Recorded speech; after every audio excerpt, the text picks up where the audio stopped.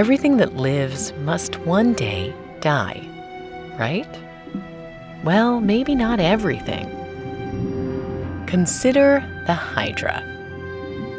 It's named after a many-headed monster from Greek mythology. Chop off one head and two grow in its place. That myth isn't too far from the real Hydra's death-defying abilities. They're cousins to jellyfish. See the resemblance? But Hydra live in freshwater. Its body is a hollow column with walls only 2 cells thick. Its head is just a bunch of tentacles surrounding a mouth, no eyes or brain.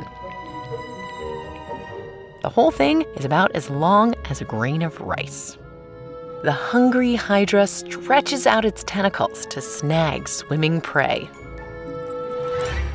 Microscopic harpoons hook the water flea, injecting it with paralyzing neurotoxins.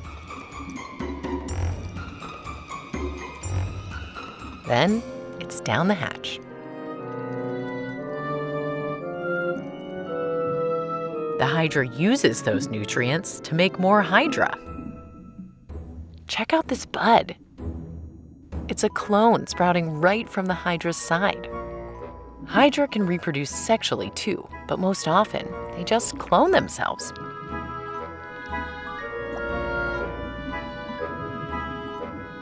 Chip off the old block.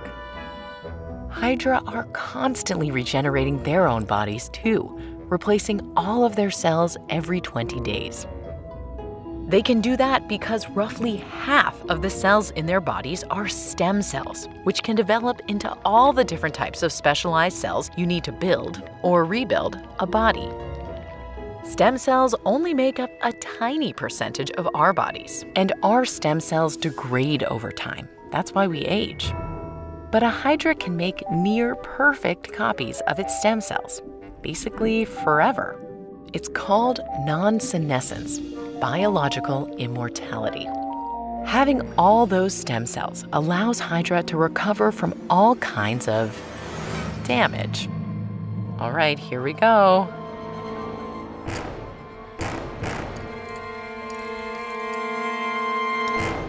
No body?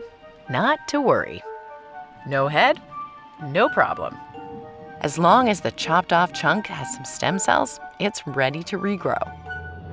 In a couple days, the severed head has a new body. And the foot, it's got a brand new head. Soon, they'll both be as good as new, except for maybe some lingering trust issues. To test the limits of their ability to recover, researchers came up with an experiment. This Hydra is genetically engineered so that under ultraviolet light, its exterior cells glow purple and interior ones glow green. Scientists basically blend up a bunch of these Hydra, leaving a heap of mixed-up cells. Right away, the cells start reorganizing. Those purple outer layer cells migrate out. The cells from the inside squirm back into the center. The Hydra dumps cells from the interior to restore its hollow shape.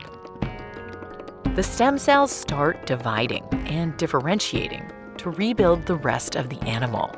Soon a head starts to form. Sometimes a few little heads compete to be the new top.